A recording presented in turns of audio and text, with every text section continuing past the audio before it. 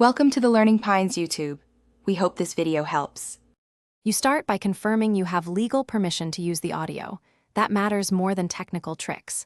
Once confirmed, install itDLP and FFmpeg and check versions so you avoid surprises.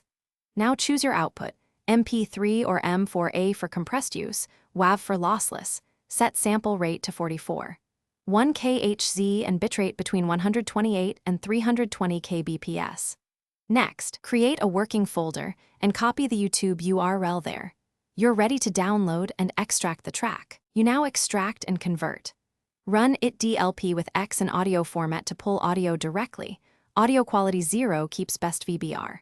Once you have the file, use FFmpeg to trim, resample, or convert. Include SS and 2 for ranges and R44100 to force sample rate.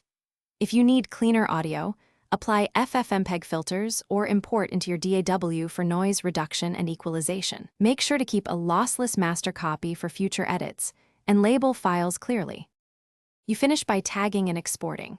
Use FFmpeg or a tag editor to add title, artist, album, and cover art so your file is organized. Export a final version matched to your platform. Streaming needs 128/192 kbps MP3, archival needs WAV or FLAC. Once done, test playback on several devices. If something goes wrong, check error output.